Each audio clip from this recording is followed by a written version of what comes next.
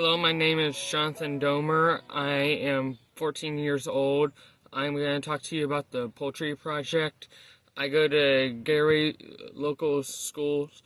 I am going into ninth grade this fall.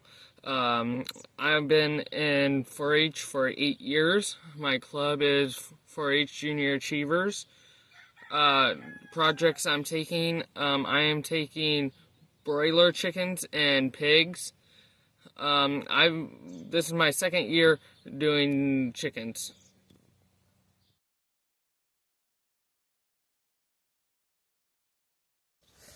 So this is where the chicks first start out with. They have 2 feeders, and we'll put shavings down for bedding. And you want the pens to kind of be tall, so that breeze doesn't come down here and get to chicks. This is the water that they will be having. I will be able to paint it like this, and I will raise it as they grow. And there's these things called nipples here at the bottom, and the red will attract their attention. I change the water 3 to 4 times a day, so that it's nice and fresh, so that they'll gain more weight. When they first come, they need a heat lamp so that they can stay warm, and you want the temperature to be at least 95. So if I have a heat lamp on this and the chicks are bunched together in a group, that means that they're too cold, and so that means I'll have to lower the heat lamp down. And so another thing, if they are out away from the heat lamp and spread out, then that means I need to raise it up, because then that means that they're too hot.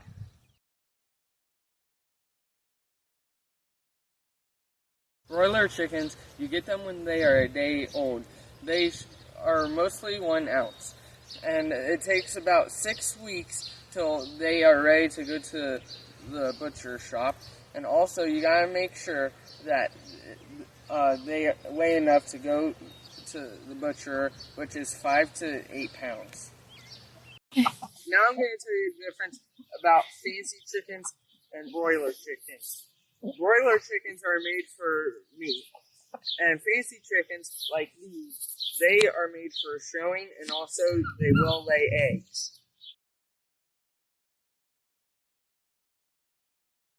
I'm going to show you some basic equipment that I use for my chickens and broilers. This is the water that I use for my fancy chickens.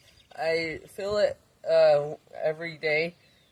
And so they will just drink from this bowl right here. This is the same way, except it's a heater for in the winter so that the water does not freeze. And then this is a feeder that the broilers will be using when they're older. And then this is a fan that we'll be using during fairs so that they have some air. And then this is a feeder that you put on the corners of the pens. So you'll just put feed there, and then they'll go after it. This is Kalmbach layer chicken feed. It's a crumble. So I feed this to my fancy chickens up at the coop. The chicks will get something like this, except it won't be as big. Some days I give my chickens some treats. So today I'm going to give them mealworms, and they also will get corn, sweet corn, or watermelon.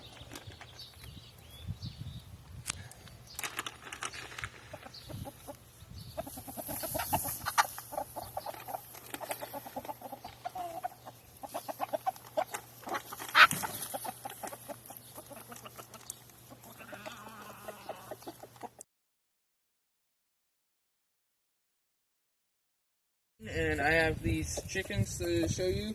They are my fancies, just for a little project of mine. I am going to show you some breeds. The one there at the end with the black dots and the white face is a Spitzoven. Those chickens are known for Switzerland. Right here, this big one that just got up and it has a big comb on top. He is a blue waist Wyandotte chicken, and we call him Big Boy. And then, right here she is with the no feathers on the neck. She is a naked neck or Turkin, is what they are called, and we call her Turkey. And so we use this area right here so that it's just for some space for them to get out of the run and the coop. And so just for them to come out here and get the bugs. And so right here we have the run, and it's just for them to play around in when we're not here so that they have some room. And then we let them underneath the coop so that if it's sunny and they want to lay down out of the sun, they can come under the coop. And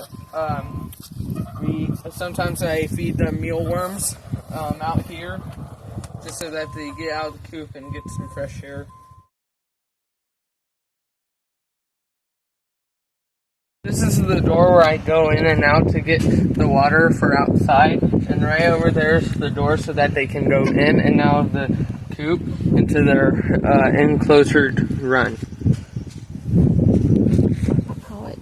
The enclosed closure keeps predators out from getting in there and getting the chickens. And there is also chicken wire like this that goes down into the ground and then comes out so that predators, if they dig, they won't be able to go under the boards here.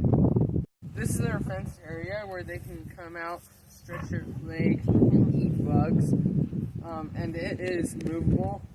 I can change however I can want it, how I want it. And this is just an area so that they can do whatever they want. So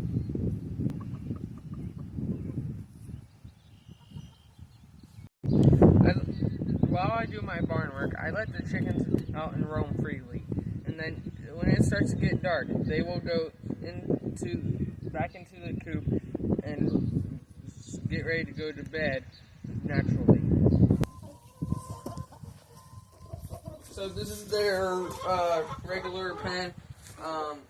Right up here, this is where they rest on just about all of them rest on this board.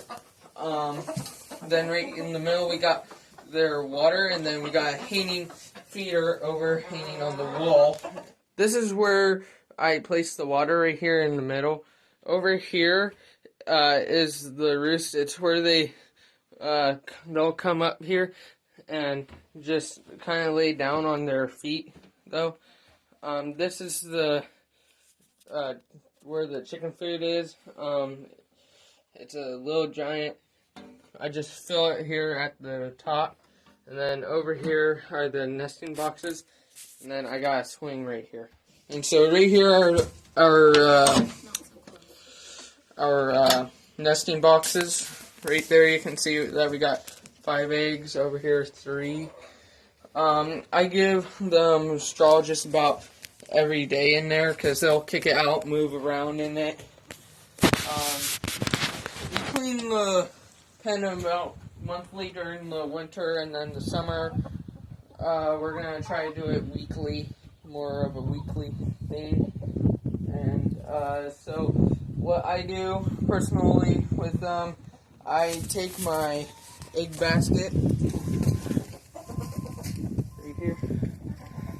The eggs just in there nice and fine.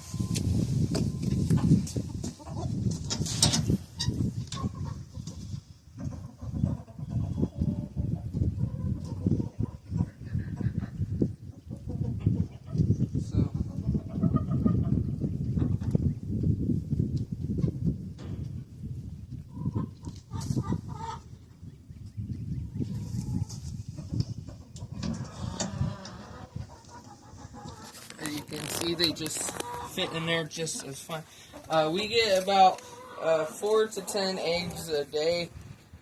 And so what I do mostly, I first get the water bring it outside, empty it. Then I'll come back up, get the eggs, and check the food. And then I'll go down, fill up the water, bring it back up here to the coop, and give it to them. And give them a little bit of a treat, and then they're good. So I hope you guys enjoyed this. Thank you.